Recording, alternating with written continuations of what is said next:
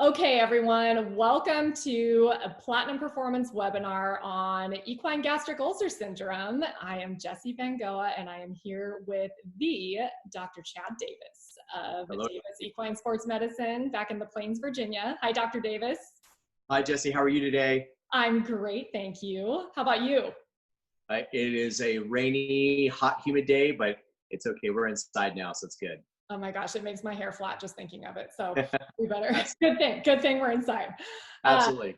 So Dr. Davis and his wife, Stephanie, and their team practice together in Virginia and surrounding areas.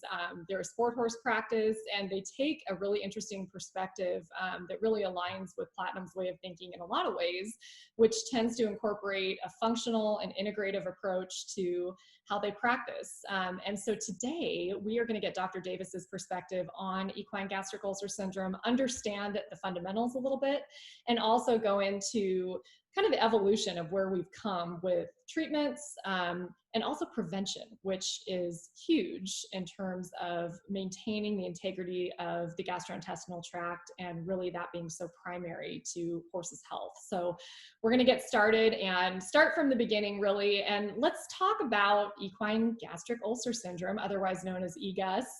Can you give me a rundown on what it is, the different types of ulcers, and the general grading and anatomical classification so we can kind of start with an understanding?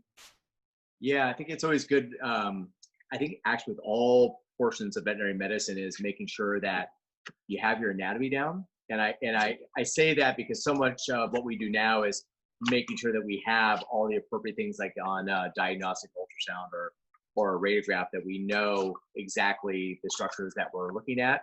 And so I think the same thing holds true when it comes down to equine gastric ulcer syndrome and the stomach in general. There are, I guess, as we all probably know, a number of different locations within the stomach that can be compromised in the equine gastric ulcer syndrome. And that's whether it's squamous gastric disease, so ESGD, or equine glandular gastric disease. And those things occur in different locations. But obviously, if you are entering into the stomach, you're going to have pass into the stomach through the cardiac sphincter. It's uncommon, I think, to have in that squamous portion of the stomach to have ulcers, but you can. Definitely have seen them through the years, but it's an uncommon location. And then as you enter into it, you're going to have that sort of balloon-looking structure. It's kind of a kidney bean shape when it's dilated. With air, especially if you're doing a gastroscopy, you can see it really well. Squamous epithelium at the top with a border area, that margoplicatus, that then separates the squamous from the glandular portion of the stomach.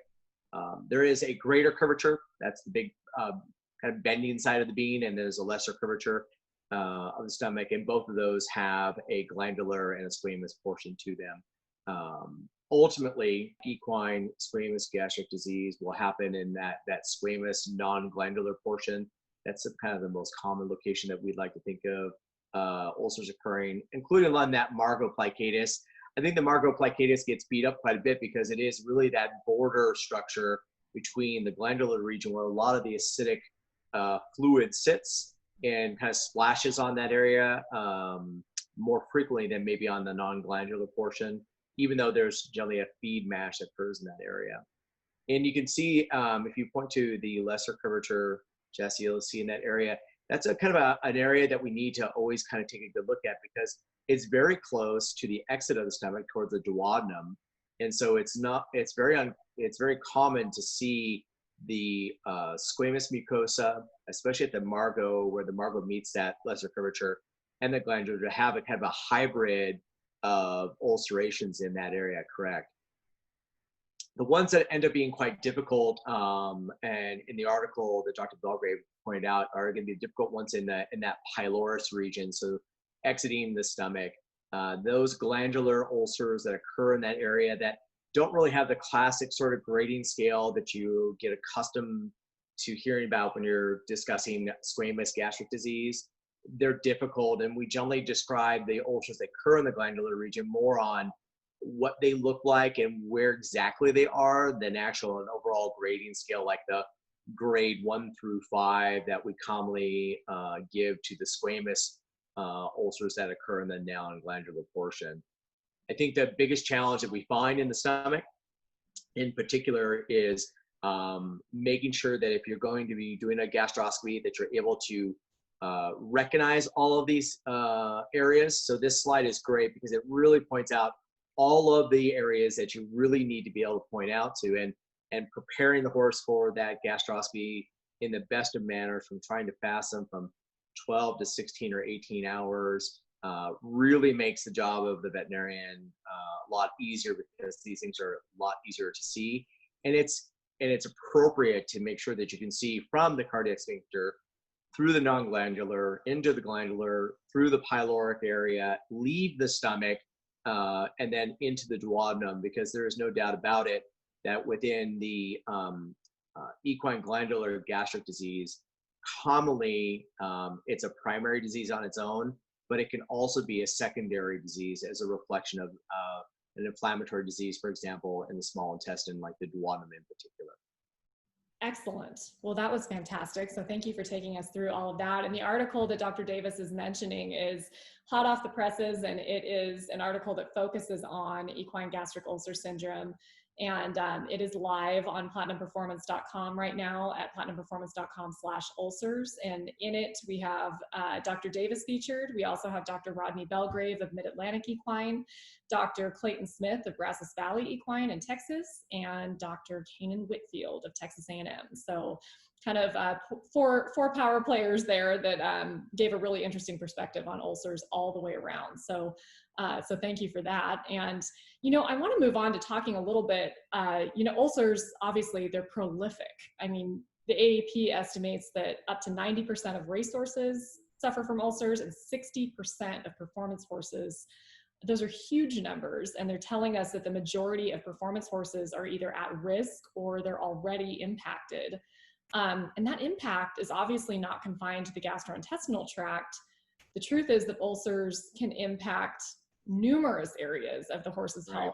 And in particular, they can present in diminished performance. So tell me about kind of those common clinical signs that you'll see that may point you towards suspecting that a patient may be dealing with some form of ulcers.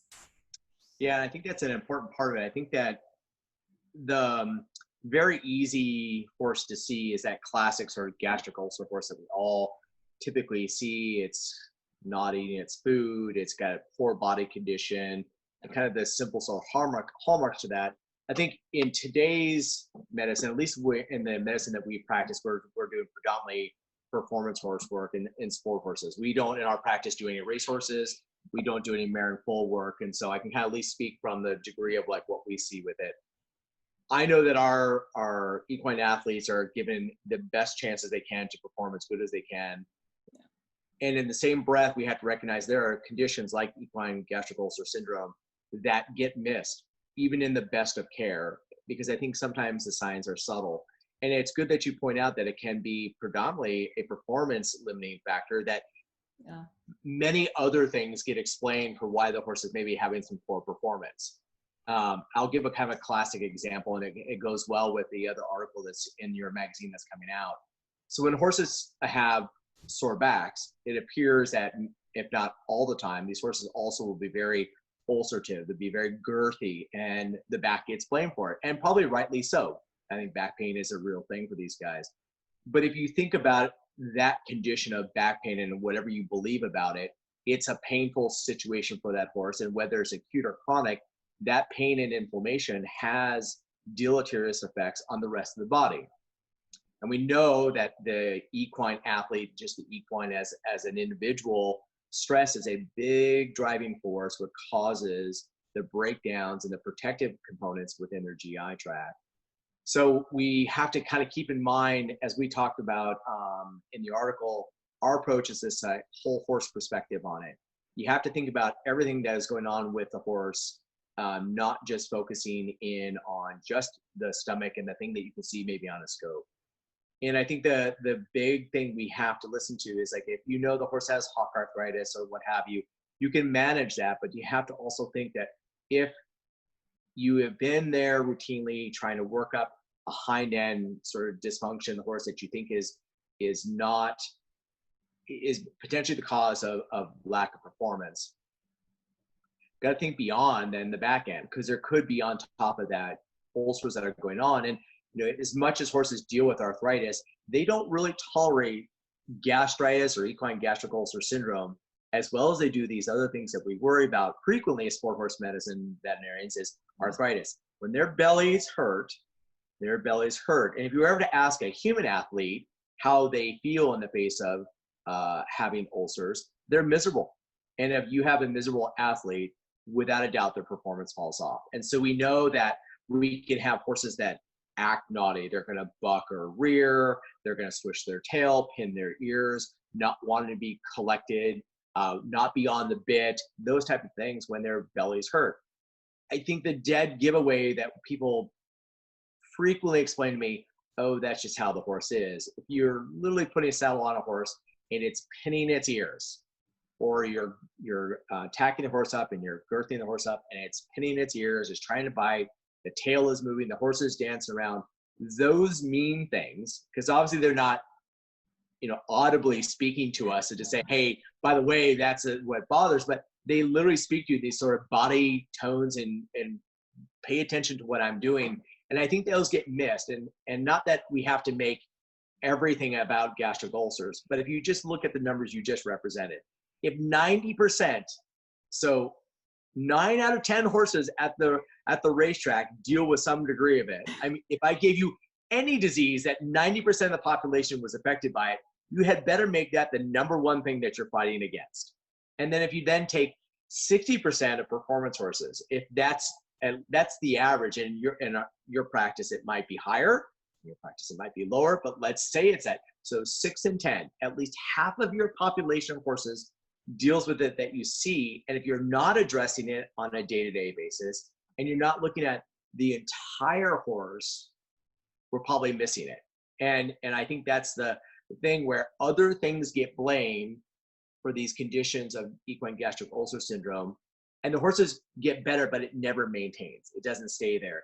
And my thought process is that wasn't a wrong approach. It just missed it. And if I was that equine athlete, I would hope that the person looking after me would be willing to take on my entire problem, not just that one specific thing that's almost like a Band-Aid to it. 100%. I think that's an incredibly valid point. And, moving on from talking about really the clinical signs that you see, let's talk about some of the causes of equine gastric ulcer syndrome, because it's actually in line with a lot of what you just talked about. So, I mean, there's a lot of debate about what causes EGUS, and the universal answer kind of seems to be all roads lead to stress. Whether that be travel, dietary disruptions, poor dietary choices, heightened nerves from competition, a lot of things that can go into it. And it's a lot of things that we expose horses to, and we expect them to adapt to it. But tell me about that stress factor, because it's kind of this umbrella that's all encompassing, and how important mitigating that stress is to preventing and also managing ulcers. Yeah, I think it's, you try to, in veterinary medicine, it's this sort of goal that we have is like, try to find that one thing that caused all the rest of it. And that way you're not trying to shoot at different things all at the same time, because ultimately there's an underlying cause for everything else that's going on. So trying to find that primary predisposing factor that causes a number of things that go on. And we can look at arthritis as a response to stress. And then we can also go back and look at equine gastric ulcer syndrome as a response to stress. Ultimately, I think if you just start from the standpoint of horses are predisposed, at least performance horses, are predisposed to a litany of stressful events and activities that they normally wouldn't be dealing with out in the wild, that those stressors then play a part, and then how the horse responds to those stressors are the things that we are going to have to try to manage. Arthritis in a horse that is like a barrel racing horse, the arthritis that it develops probably happens faster than it would if it was just living out in a pasture. And that stress is the stress of that activity of that event. So you're right to point out things like trailering, a new stallmate, new pasture mates. It could be a feed change. And then from the veterinary standpoint, I always like to think of, what am I doing to add to this horse's predisposing stressors. So I don't know if it likes that farm or not. But I can at least try to pay attention to say, was it better at another place than it is now? Does it like that stall versus another? And I'll give this very great example of stress. We had done a gastroscopy on a show hunter in our area, and it had grade 3, grade 4 squamous gastric ulcers, and we scoped it, we treated it, went back and re-scoped it till it was gone. The horse continued in its work, and it was happy, doing its job, no complaints whatsoever. And it lived in this Northern Virginia barn, kind of dark, kind of dusty, but a high-level performance barn nonetheless. And the owner decided that she wanted to change the horse's stress that she assumed was stress. The horse lived closest to the tack room, so it had no window in its stall. The stall was dark most of the day while it was in, and then it would go out at night. And so she decided that she was going to move that horse from that stall to the end of the barn where it had windows on all sides, and then change its pasture so that it had more friends. So we get the call within a week that the horse is losing weight, it's trying to break out of its stall, and it keeps leaping out of its pasture to go back in the pasture it was. So we get the history of obviously all that, those stressor events, and go back and rescope the horse, and its ulcers are 4 to 5 on the grading scale. Now, we just had a brand new healthy stomach that we scoped clean, and the only thing that changed in that horse was moving from one stall to another stall that was brighter, more ventilated, more windows, away from where people were interacting by the tack room, and then gave it a friend. All the things that you would think make sense. And yet for that horse in particular, even though it makes all the sense in the world, that horse, they found it incredibly stressful, and its brand new healthy stomach just fell apart. And so even in the face of good preventative medicine that was done in the face of their original gastric ulcers, they can still have stressful events that push beyond our ability, and that's why we're there to be stalwarts for them. But that's just an example of like what stresses can be. The obvious ones make a ton of sense, right? The horse is ill, it has to go into a referral hospital. All the referral hospitals we have in our area, every horse goes on some sort of gastroprotectant while they're in the hospital. All of them. Why?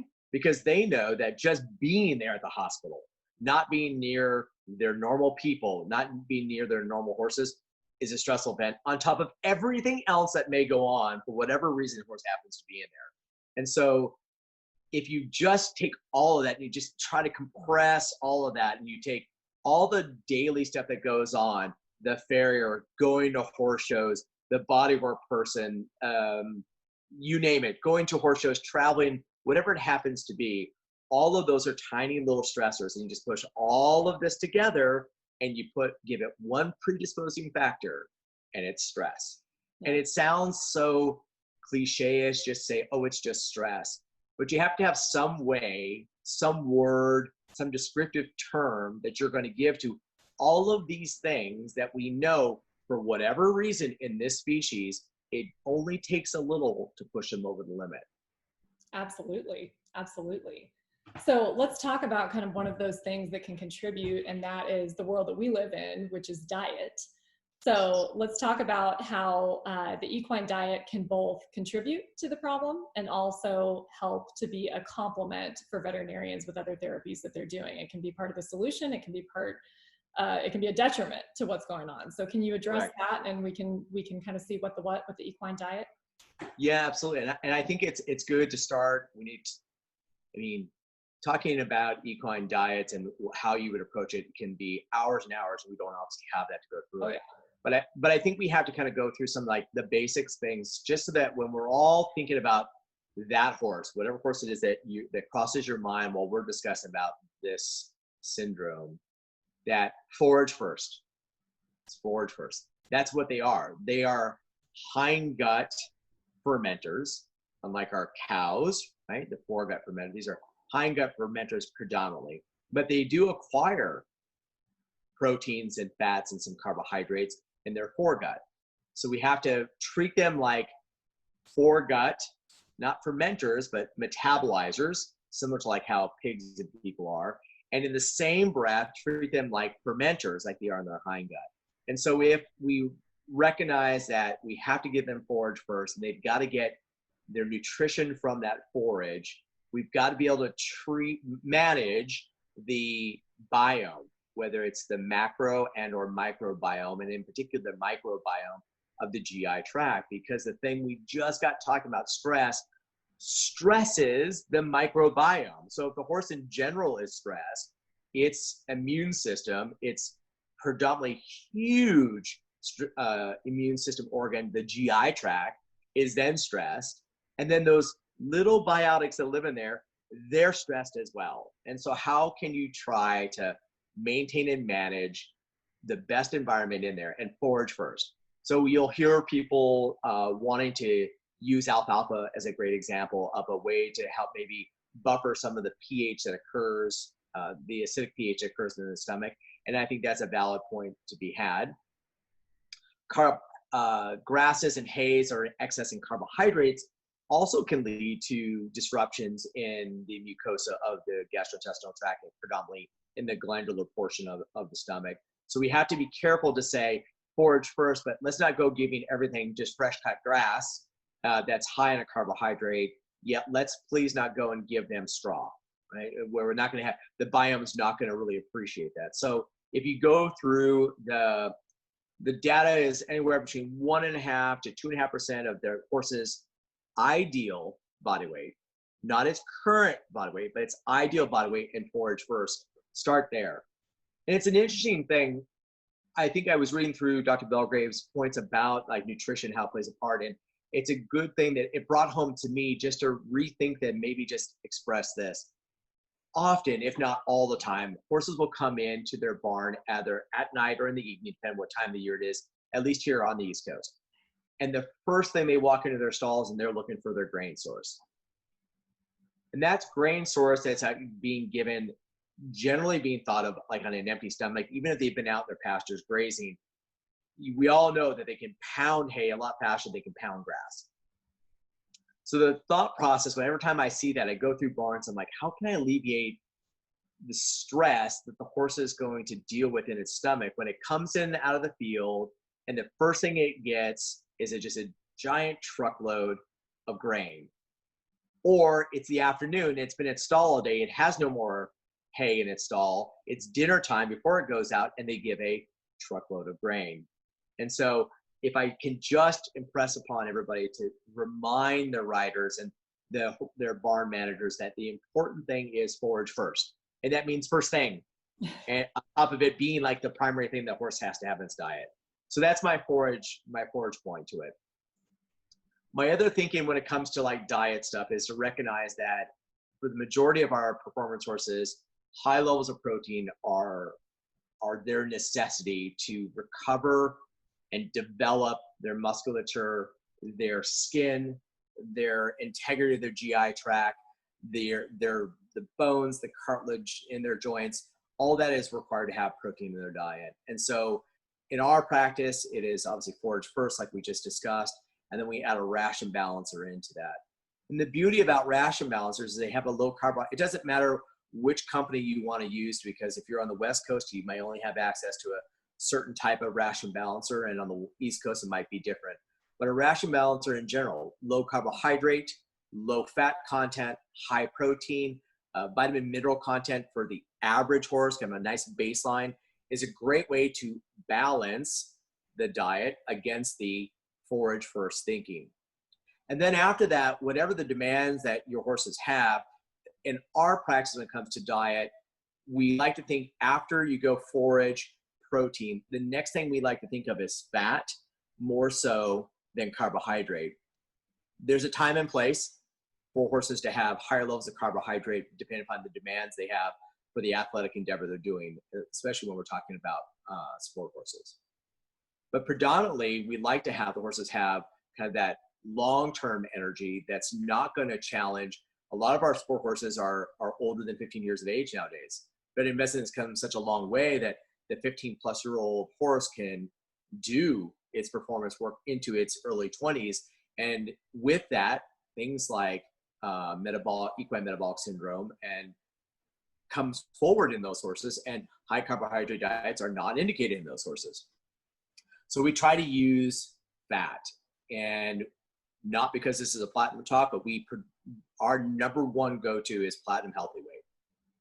It's highly palatable. It has a high degree of omega-3 fatty acids, and where other oils, and I'll give you a classic example of like corn oil. Yeah.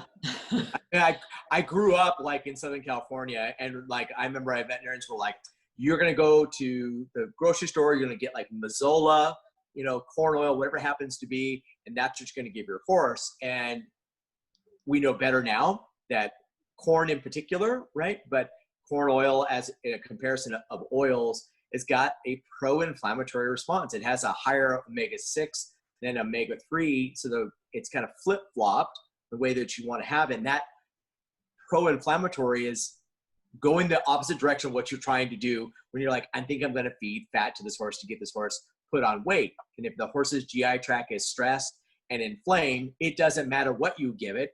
It's not going to put on weight, and the horse is not going to be healthy, and you're going to run into these problems like equine gastric ulcer syndrome.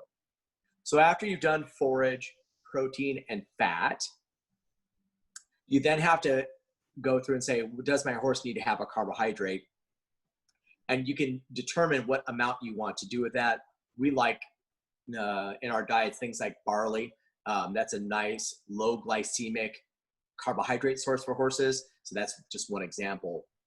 But if you circle all the way back to it, and when I first started about forage first, there is that microbiome that you have to recognize. In an ideal world where we weren't playing any sort of insult to the horses' lives by the stressors we place upon them, they probably wouldn't need any additional things brought into them. But this gets back to like the discussion about supplementation to the horse's diet. And with all those things we just control, the thing that you have to keep in the back of your mind is, how are you going to support the biome?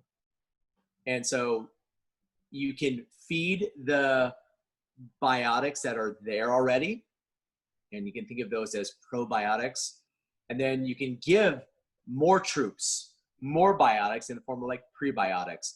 And it seems so simple because it just kind of rolls off everybody's tongue, like give a pre and probiotic. But if you don't really understand them, you may not be guiding your clients in the right way. And there are different prebiotics in particular that are better suited in conditions when the horse needs a higher pH, thinking along the lines of trying to buffer maybe the pH or the acidity in the gastrointestinal tract. And so you have to kind of get yourself educated. And if you look at a company like Platinum, which has amazing products for us to use, there are different products in their gastroprotectant line that you have to know to figure out which of those is appropriate, either during therapy, and then as Dr. Belgrave had talked about, long-term therapies, as well as like how do you manage them going forward after the ulcer syndrome has been resolved by whatever medications you opted to use in the horse. So I think that's kind of a big sort of breakdown from forage, protein, fat, carbohydrate, and then having that supplementation to support the macro microbiome of the GI tract. It is got to be the mainstay where we come from. And there's no doubt that you can go left and you can go right, you can go up and or you go down from there. But if you start there, that seems to me to be the best way to at least mitigate the big stressors, and then you can really sort of sharpen your pencil or fine tune your approach to those individual horses. And that gets to what we've talked about before, is this integrative medicine and whole horse look to medicine that we take requires that every horse be looked at as an individual. Just like you and I would probably expect of our own physicians, like treat me like Chad. Don't treat me like Charlie. No, don't treat me like Sally. Treat me like Chad. And I like to think that we, strive to achieve that we look at X, Y, and Z horse as X, Y, and Z. But no doubt you have to have some basis where to come from. And I think what we just laid out is a great place to start. I love that. I mean, there's so many common biological needs with horses, but in reality, just like people, they're individuals. So Yeah, I completely love that point. And I also love how you describe the equine gastrointestinal tract as this massive immune system organ, because we know that a minimum of 75% of the immune system lives in the gut. It's probably actually a lot higher than that. And I love how you brought the inflammatory component into it, because the inflammatory component is either working for you or against you. And those fats contribute to that in so many ways. I mean, it's why I cringe when I hear you say corn oil, and it's like, oh God, and we know that omega-6s, while they're necessary for horses, horses are like people, we have such a processed diet these days that we never have a shortage of omega-6s, but we do have that shortage of those vital omega-3 fatty acids that actually help support normal inflammatory pathways in horses. So it's important to get that ratio just right. And I think that that's great to mention. And on top of that, another thing that I love that you mentioned is the biome, the microbiome. I feel like you're seeing it all over television in lotion commercials these days, and people don't, sometimes understand exactly what it is and how important it is. But that delicate balance of that good bacteria in the gut is so important for not only gastrointestinal health, but I mean, that really is the epicenter of health in the horse, and it plays into ulcers, which is the topic at hand.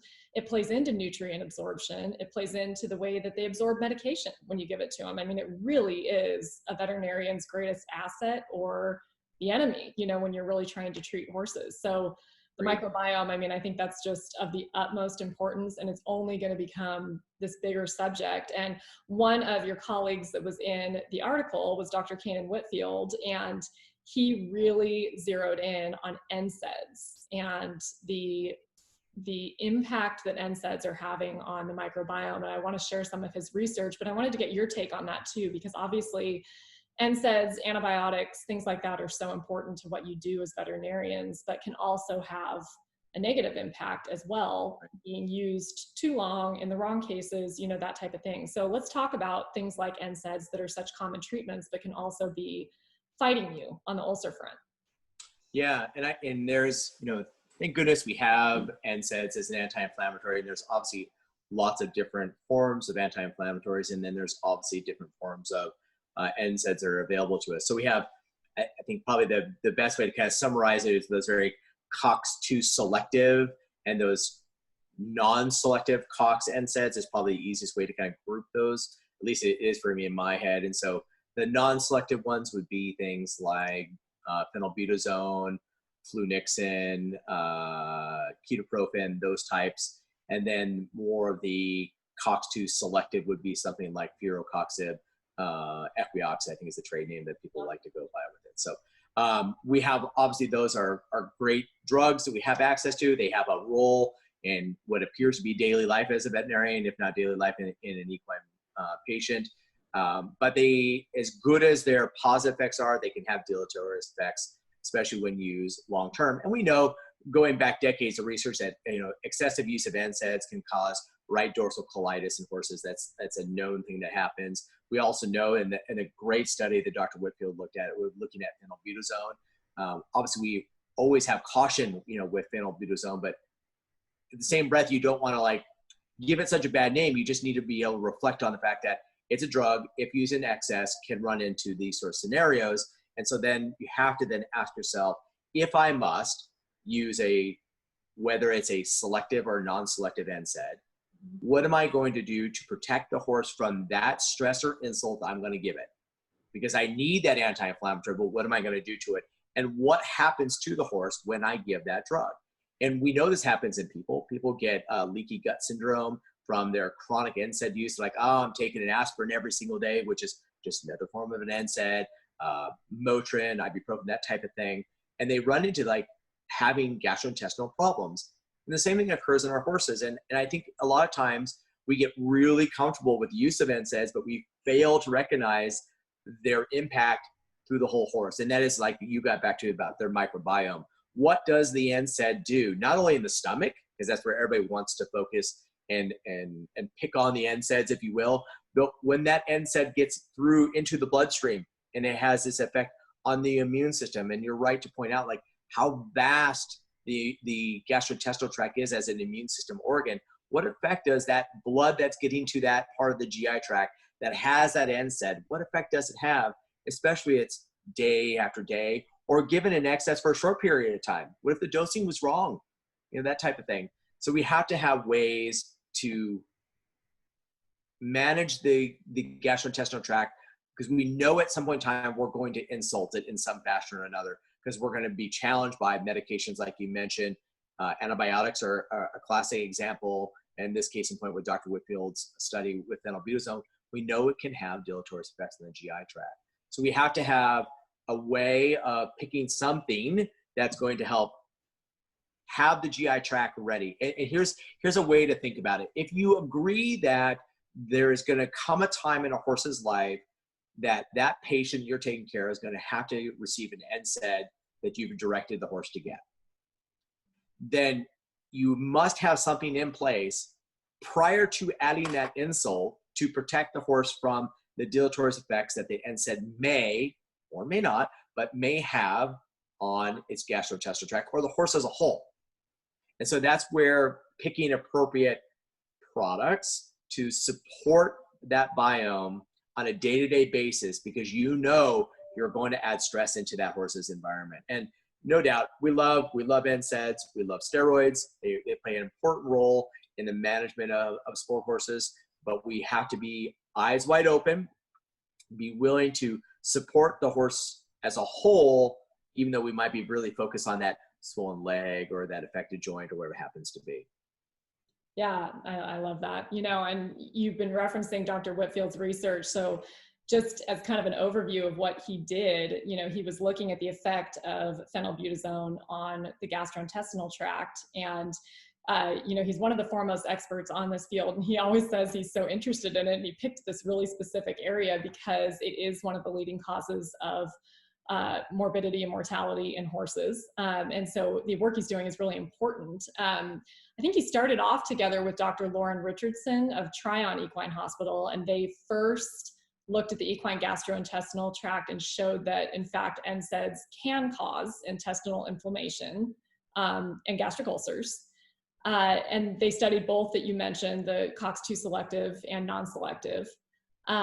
And then he recently moved on to studying the impact of phenylbutazone, like I said, on the gut dysbiosis, and also that had an ulcer component to it, that study. And he presented it at ACVS Surgery Summit this past year. And they looked at a number of things, including what was interesting was a biomarker that represents the permeability of the intestinal mucosa, so otherwise known as leaky gut, as you were saying, which we know a lot more about in people, but is becoming a hot topic in equine medicine. And then they documented that phenylbutazone or bute resulted in an increase in this biomarker in the study group. They had a study group, a control group, and then a group that was given the bute and a nutritional therapeutic. And interestingly enough, when they introduced the nutritional therapeutic to the study group, it included omega-3 fatty acids, antioxidants, vitamins, trace minerals, prebiotics, probiotics, and L-glutamine. So several of the things that you were just mentioning, they showed that there was not an increase in that biomarker in the group that got both bute and the nutritional therapeutic. So it goes back to what you were saying, is finding something that you can be giving these horses to offset the negative effects of a medication like an NSAID that they may need. You know, there's a time and a place. Absolutely. There's a reason these things exist.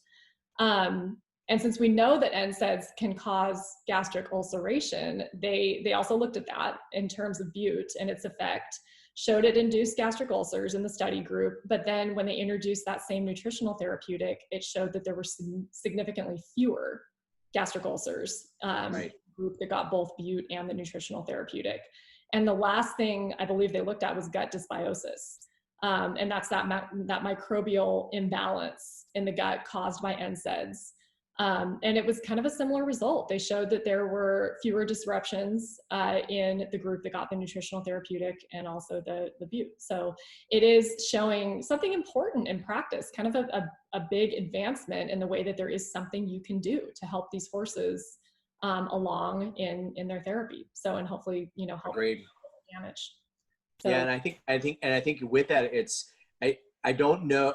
The study is great, and I'm very interested to see that paper when it comes out. But But the thought process for me when reading just through his notes is that recognizing that if we all agree that there is some degree of a negative effect to some of these medications we have to use, I always like to think we had better be preventative to it. And my classic example about prevention when it comes to, if I know at some point in time in this horse's life, I'm going to insult it by whatever medication happens to be, and you clearly lined out all the different responses that the body can have that are negative in response to penalty as an example, but NSAIDs in general, we had better have something there beforehand.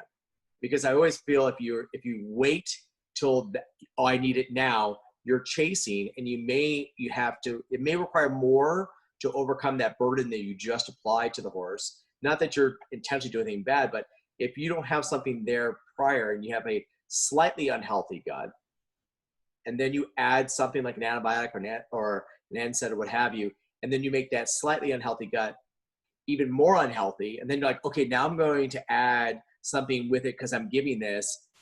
It may not be enough to overcome. It may have been fine had you given it prior to the arrival of whatever medication it was. But once you are there, you're like, well, now did I pick the right one? Because I think that's an appropriate question and thing that needs to be answered. And I always reckon it to this.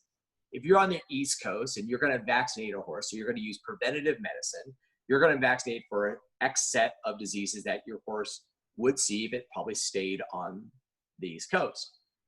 The horse was to go to the West Coast, and you have to kind of have a discussion like, what is the horse going to see over there? And how do I prevent that horse from getting said disease? And the same thing could be said if you're on the West Coast coming to the East Coast and what have you. So in the same breath that we just got done talking about that, if you know that, agree that in some point in time in this horse's life, you're going to add a stressor, please do the horse a favor and have something in there to try to put the horse in a state of neutrality, not from a pH standpoint, but just from its biome being very neutral, not negative. It doesn't even have to be overtly positive, but if we know 60% of the horses are challenged by having some degree of EGUS in their life, you're going to be more right than wrong by using whatever it is that you want to use as a prevention for these times when things like NSAIDs can cause those insults to the inflammatory system, and in this one in particular, the gastrointestinal tract. 100%. I mean, that makes a lot of sense. And the more prevention that you can do in terms of having something on board, the better. One thing that I liked about the approach that Dr. Whitfield took is he showed that, a lot of people say, oh God, it's too late. If I've got to put it on NSAIDs, it's too late, damage done, let's just do it. And it's like, no. I mean, he was able to give that nutritional therapeutic. I mean, it was days, like 1 to 3 days beforehand. I can't remember the exact amount, but it was a very short window before he ended up administering food, and it still had such a positive effect. So it's an important thing to know in practice where, if you're dealing with NSAIDs based on an injury that just happened or whatever it is, those nutrients can come in handy no matter what. So the longer the better, but it can still be something that makes a big impact. So, and kind of discussing I really liked in the article how, going back to the diagnostics, is how you look at these horses as a whole, and it's so important. And then when you decide, okay, well, how do I know what's really going on without a gastroscopy? So really that's the gold standard. And when you do that and you're able to zero in, get a finite perspective on what's happening, then tell me a little bit about, and I know every horse is different, but what a common course of treatment for ulcers can look like in terms of how you evaluate what medications to put them on, a standard course of what you do, and how you help maintain these horses and protect that vital microbiome as they move past your initial medical treatment. Sure. And I think probably the easiest way to kind of break it down is the importance, like you said, I'll just restate it, the importance of having a gastroscopy. And there's no doubt in certain parts of the country, in certain patients, gastroscopy is just not able to be part of what you're doing. But we're going to go off the assumption that the horses we're going to discuss are going to have a gastroscopy so we can confirm the areas that are affected. And so breaking them down by areas and recognizing that if I pick one area, and many times there are multi areas that are involved in the equine gastric ulcer syndrome. So you can break them down in like equine squamous gastric disease, but they can equally have equine glandular gastric disease, and all of it is equine gastric ulcer syndrome. So the primary part, when at least comes from the medication, I think, is finding whatever tool it is that you want to use.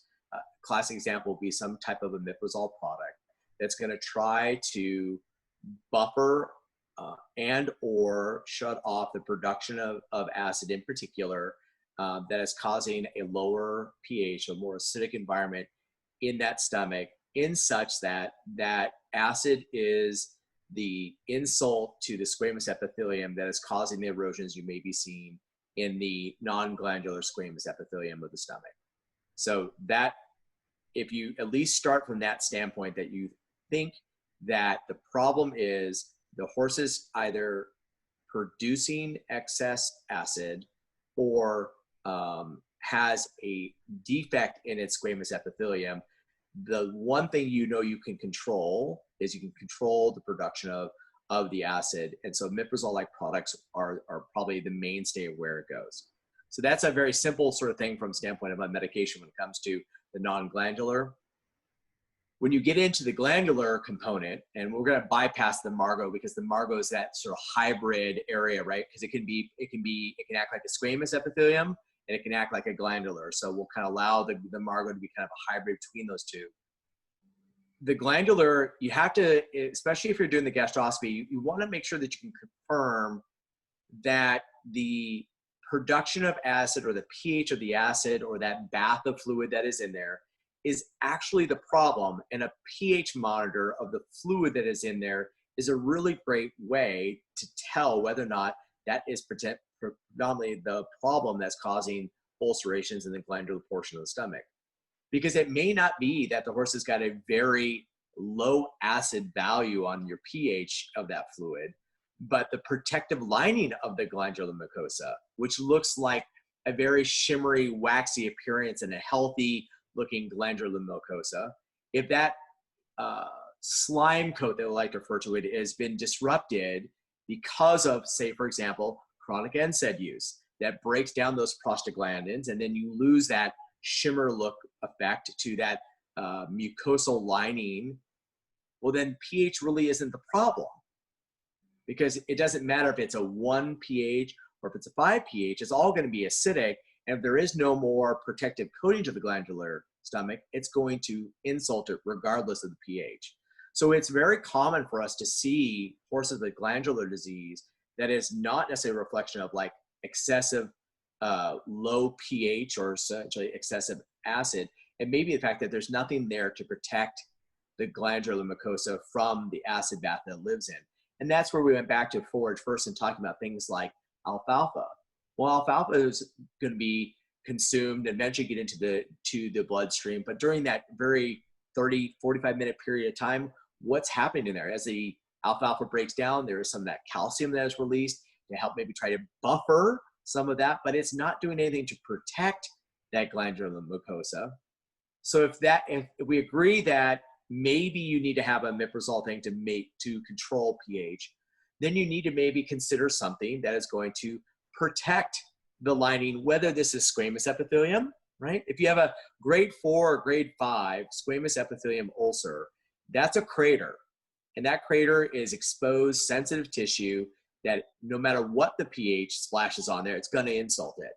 So is there something you could give that would coat it? Well, the same thing happens in the glandular area. Is there something you can give that's going to coat the glandular mucosa?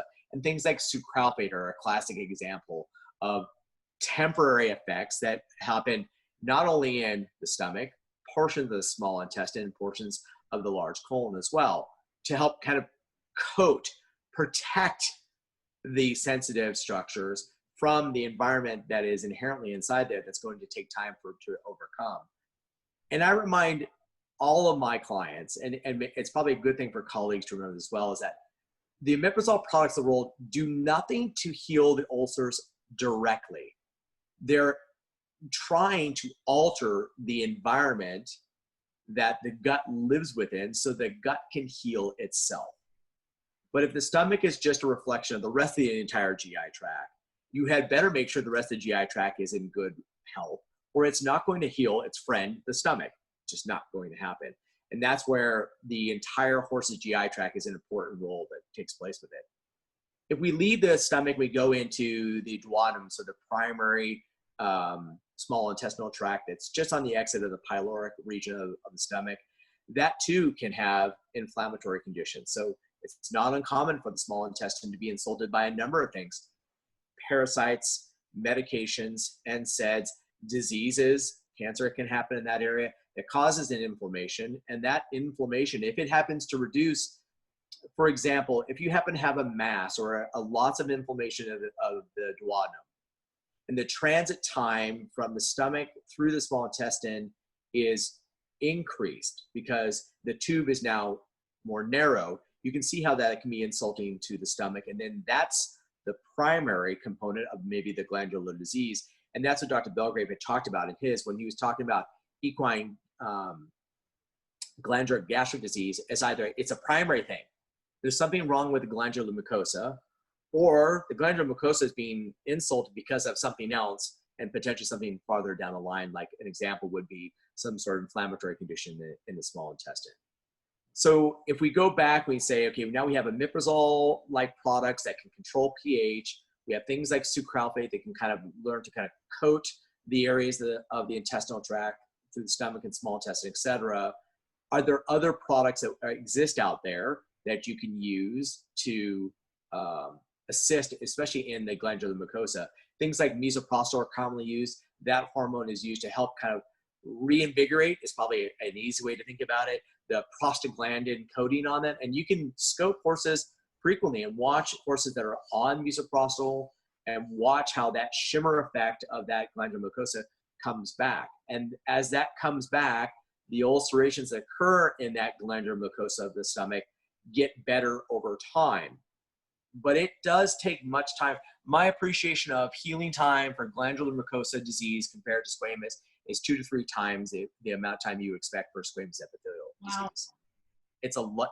It probably took a while for it to get there. I think of chronic NSAID use as not just the NSAID today, but if it's been on something like ephiracoxib as an example for weeks and months on end. So it didn't happen there overnight. So it's going to take a lot longer for it to heal because it took a while for it to get there.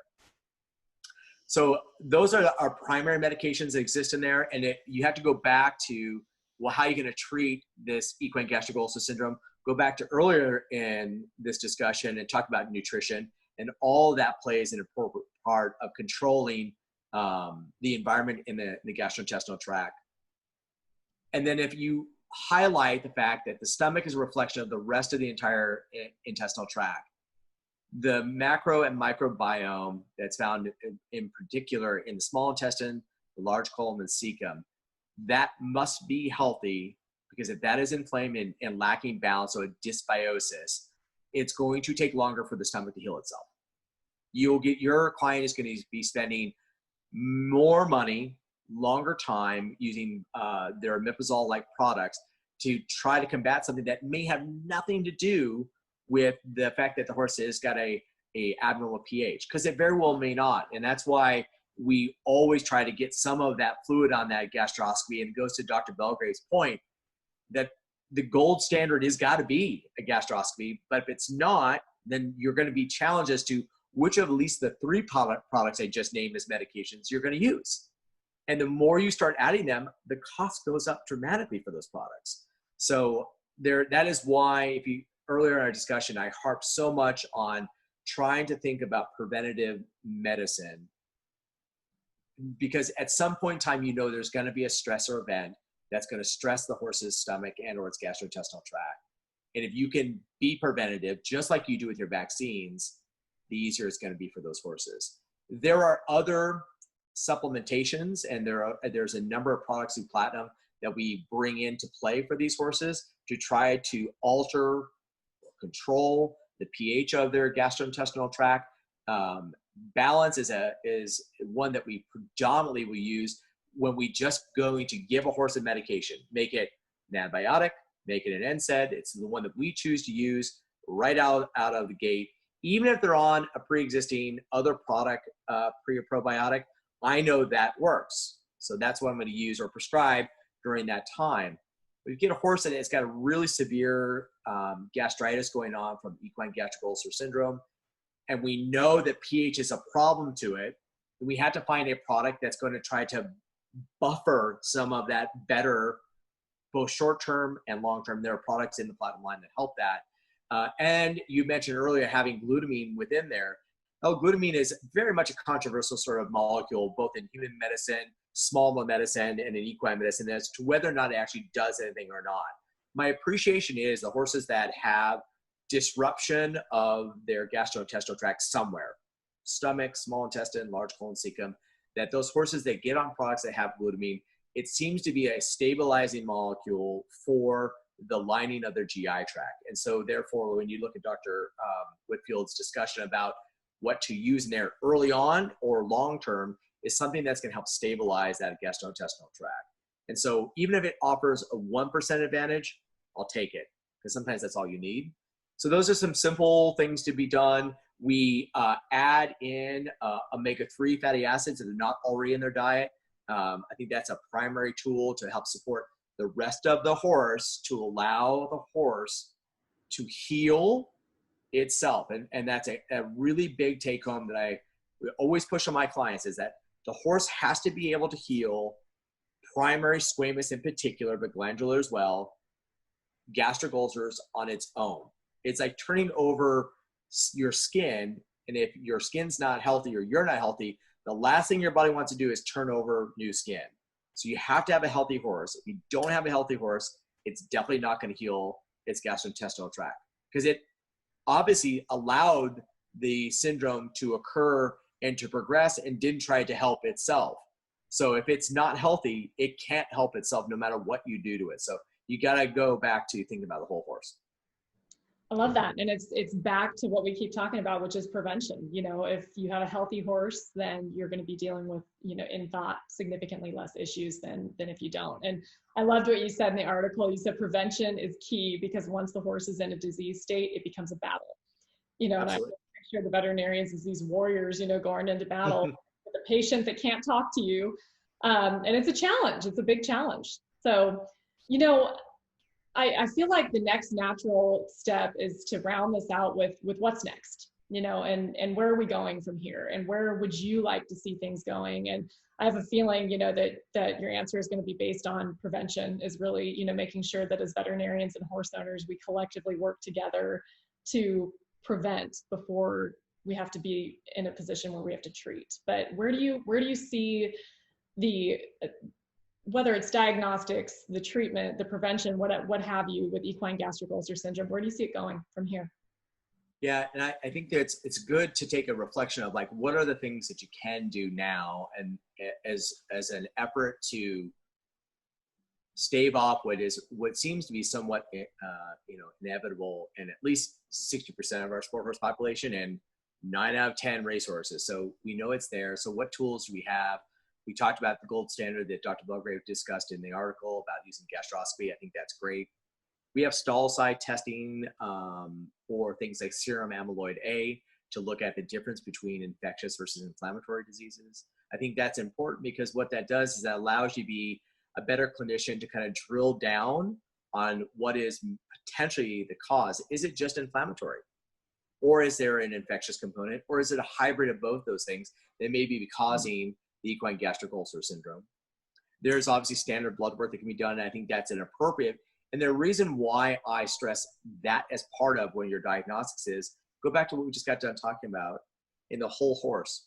What if the horse has gastric ulcer syndrome because the body is stressed because it has a primary liver or kidney disease problem? And if you just focus on the fact that the horse has gastric ulcers and you didn't take the time to look at the rest of the horse, you could have been missing that. And there are biomarkers, there are enzymes that are found on your standard panels that can look at enzymes that occur in the distal part of the GI tract that you should reflect upon. They very well could be just a reflection of the gastric disease you're looking at. But there obviously are markers that are there that could tell you, hey, maybe you should be taking the time to bring out your ultrasound and ultrasound the stomach, even though ultrasound the stomach can be unrewarding at times, but it's incredibly rewarding when you're using it to look at the small intestinal tract. the lining of the large colon and cecum, it has a profound effect. And we'll have horses that have excess fecal water, and they get inflammation of their rectum, and it is great to use an ultrasound there to look at the thickening that occurs in that area. And more times than not, to control that outside the prototypical, I'm going to give it steroids, is you have to control its biome. Its biome is wrong, and therefore its reflection is my rectum's going to get inflamed, and I'm going to lose water because I can't absorb it back. So there are a lot of tools we have, and there have been through the years, stall side fecal tests to look at whether it's foregut or hindgut. And I think it was Dr. Belgrave that mentioned it, and I think it's a really important part. It doesn't tell you the grading scale. And God, if veterinarians, at least in the equine world, don't love grading scales, right? It's just like, it's a 1, you're okay. It's a 5, you're in so much trouble. If you are, I think, pay attention enough to your clients, I think you can make the assumption right from the get-go that I think this is gastric ulcer horse. But that doesn't tell you the breadth of the disease that may be going on, maybe primarily in the stomach or the rest of the horse. So as great as those stall side tests have been for looking at that, it leaves a lot of information unknown, and you still end up guessing. And it is like throwing darts against a dartboard. You're hoping that something sticks, and there's nothing wrong with that, because that sometimes you're challenged by the owner, the patient, where you are, finances, time, all of those sort of things play a part into it. And you have to just kind of make sure that you absorb all that and make the appropriate choices. So where are we going forward from here when we know that we have gastroscopies, ultrasounds, lab tests to help us? The next step has got to be what we do already. Like, we're very good at this, and it strikes me as odd, and maybe why I harp on it so much within our own practice, is that so much of what veterinary medicine is as a whole, and even where human medicine is going, I think that human medicine has tried this through the years and failed at times, and are trying very hard, at least in certain sectors, to be more about prevention than they are just reactionary. It is very easy for veterinarians to be reactionary. My horse has a broken leg, you need to fix it now. That's a reactionary response to it. But if you think about the things that we do, whether it's vaccinating the mare at the appropriate times because she's got a foal inside her, so we want to make sure that she and the foal are healthy, to the sport horse who is getting vaccinated at appropriate times deemed by whatever sport it happens to be, to ensure that you prevent the spread of disease from, say, this country to another country. And it may be as simple as this, is that at least in North America, as an example, we still run every year, horses get a Coggins test because we don't have a way to prevent the disease other than screening. Because if they get disease, we don't have anything to cure them. And that's such an easy day-to-day thing that we do. Like, I'm going to take Coggins on these 10 horses. Why are you doing that? It's because you're trying to prevent the disease, even though you have nothing to prevent it other than paying attention to what the horse is by screening the horse for blood test.